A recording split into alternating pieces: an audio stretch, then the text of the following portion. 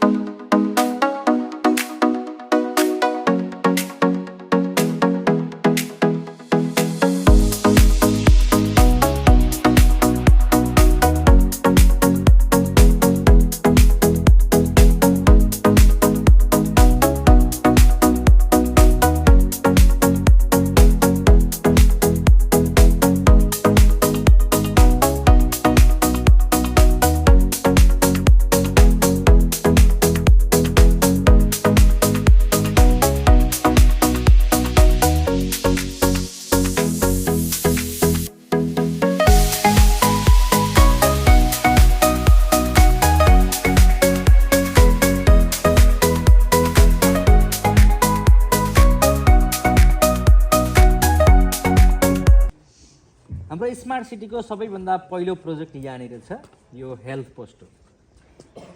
Health पोस्टमा एउटा कुरा चाहिँ बिरामीहरूले अलि बढी क्राउडेड हुने एरिया र यसमा चाहिँ फ्लेमेबल ग्यासहरू चाहिँ प्रशस्त मात्रामा हुने गर्छ। त्यसकारणले कुनै पनि किसिमको ग्यास डिटेक्ट भयो अथवा चाहिँ फ्लेम डिटेक्ट भयो भने यहाँ प्रयोग गरिएका ग्यास डिटेक्टर अथवा फ्लेम डिटेक्टरले के गर्छन् भने त्यसलाई रिड गर्छन्।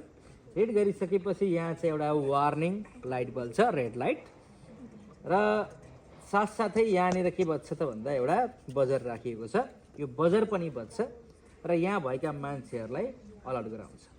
त्यति मात्रै होइन, यदि हाम्रो हेल्थ पोस्टमा कुनै पनि किसिमको ग्यास लिकेज अथवा फ्लेम डिटेक्ट भएको छ भने यसले नजिकैमा भएको पुलिस स्टेसनमा राखिएको जुन चाहिँ डिस्प्ले छ, यो डिस्प्लेमा स्मोक डिटेक्ट भयो अथवा फ्लेम डिटेक्ट भयो भनेर चाहिँ त्यहाँसम्म खबर पुर्याउँछ। जसले गर्दा यहाँ कुनै समस्या पर्यो, हेल्थ पोस्टमा कुनै समस्या पर्यो भने त्यसको रेस्क्युको लागि पुलिसहरूलाई पनि उति बेलै खबर गर्छ। त्यसकारणले यहाँ हुने दुर्घटनाको सम्भावनालाई चाहिँ न्यूनीकरण गर्न सकिन्छ। अब यहाँहरूले देख्न सक्नुहुन्छ, म चाहिँ यहाँ थोरै आगो सल्काएर यहाँलाई देखाउन चाहन्छु।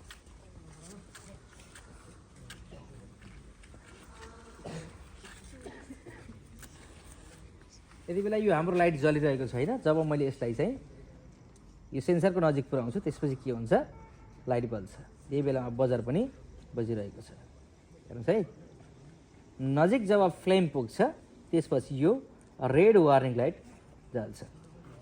यो सँगसँगै यति बेला हाम्रो डिस्प्लेमा पनि यतापट्टि फ्लेम डिटेक्ट भयो भनेर चाहिँ त्यहाँनिर पुलिस स्टेसनमा खबर भएको छ। जसका कारणले गर्दा त्यहाँनिर पनि बजार बज्छ र पुलिसहरूलाई अलर्ट गराउँछ कि यो ठाउँमा यो समस्या भइरहेको छ। त्यसपछि दोस्रो छ यहाँनिर भएको हाम्रो चाहिँ रोबोट क्यान्सल। हामीले मोबाइल एप्लिकेसनबाट अपडेट गर्न सकिन्छ। जब हामीले मोबाइल एप्लिकेसन चाहिँ अन गर्छौँ र यसको जुन अल्ट्रासोनिक सेन्सरमा हामीले वेभ गर्छौँ त्यसपछि यो एक्टिभेट हुन्छ र हामीले सोधेका प्रश्नको जवाफ दिन्छ। यसलाई एकचोटि हेरौँ है त। यसलाई हामीले स्मार्ट सिटीमा फ्री लर्निङ जोन भनेर राखेका छौँ, जसलाई चाहिँ यो पार्कमा घुम्न आउने हर कोही व्यक्तिले चाहिँ यसमा वेभ गरेर कुनै पनि किसिमका प्रश्नहरू सोध्न सक्नुहुनेछ। जसका कारणले गर्दा फ्रीमै नलेज गेन गर्न सकिन्छ। यसको लागि एउटा एप्लिकेसन डेभलप गरिएको छ र एप्लिकेसनलाई चाहिँ हामी ब्लुटुथ मोड्युलबाट के गर्छौँ, कनेक्ट गर्छौँ। यो कनेक्ट भइसकेको छ र मैले यहाँ वेभ गर्दैछु। यसले हामीलाई चाहिँ नेपालको राजधानी कहाँ हो,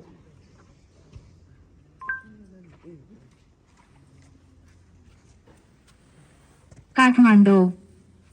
फेरि मैले वेभ गर्दैछु यहाँनिर, भारतको राजधानी कहाँ हो, नयाँ दिल्ली। यसलाई मैले नजिकै लिएर है त। यसरी पानी आयो। चाहिँ फ्युचरिस्टिक बिल्डिङहरू तयार गरेका छौँ। बिजनेस अपार्टमेन्टको लागि जब पपुलेसन डेन्सिटी बढी हुन्छ त्यसपछि के हुन्छ भने ल्यान्ड सेल बाई कम हुनसक्छ अथवा सरकारले चाहिँ यसमा नियमन गर्न सक्छ। त्यस्तो अवस्थामा यी टप बिल्डिङहरू बनाएर यसमा अथवा यसमा चाहिँ अपार्टमेन्टमा माइग्रेट भएर आएका अथवा बढेको पपुलेसनलाई चाहिँ सेट गर्न सकिन्छ। यो चाहिँ हाम्रो फ्युचरिस्टिक बिल्डिङ भयो है त। यस्तो राम्रो छ्याक्क पारेर राखिएको छ। Thank you. र यसपछि हामीले यो हाइवेलाई यहाँहरूले देख्न सक्नुहुन्छ झिलिमिली लाइट बलेको छ र यो हाइवेमा गाडी हिँड्ने सिस्टम यति सिस्टमेटिक तरिकाले बनाइएको छ। यो म्याग्नो रेल सिस्टम हो खासमा चाहिँ है। यहाँनिर चाहिँ पुल्लीको सहायताले यहाँनिर हामीले जडान गरेको चेन छ। यो चेन चाहिँ यसरी हिँड्छ है। यहाँनिर देख्न सक्नुहुन्छ यो चेन हिँडेको छ। यसको स्पिडलाई हामीले धेरै अथवा कम गराउन सकिन्छ है। हाम्रो आवश्यकता अनुसार धेरै अथवा कम गराउन सकिन्छ। यसलाई कन्ट्रोलरले कन्ट्रोल गरिएको छ है। यसरी यो म्याग्नो रेल सिस्टममा के हुन्छ भने यसको आफ्नो रोप वे सिस्टम छ, यसको आफ्नै लिमिटेसन छ। त्यस कारणले गाडी ब्रेक फेल भएर जाने है अथवा अन्य कुनै पनि किसिमको दुर्घटनामा पर्ने चान्सेस चाहिँ हुँदैन। यसलाई चाहिँ हामीले अटोमेटिक तरिकाले चाहिँ चल्ने गराएका छौँ र यसले चाहिँ आफ्नै लिमिटेसनमा आफ्नै स्पिडमा हिँड्छ।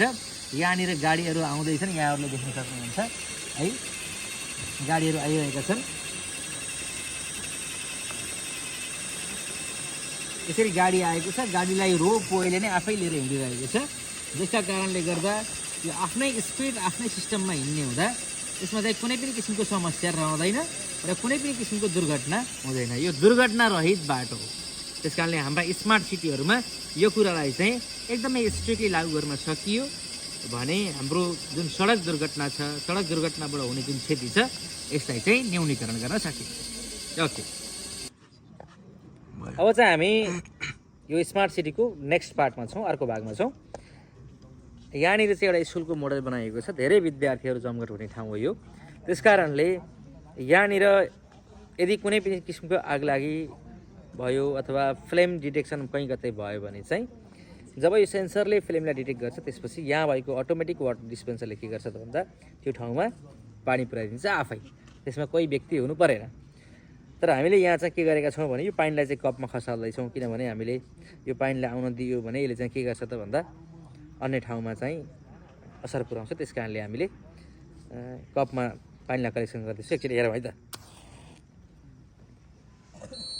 यहाँनिर फ्लेम डिटेक्ट भएको छ र यतापट्टि पानी आइरहेको छ। हेर्नुहोस् है, फेरि मैले लगेँ, फेरि पानी आयो, बन्द भयो, फेरि पानी आगो लगेँ, फेरि पानी आयो। यसरी चाहिँ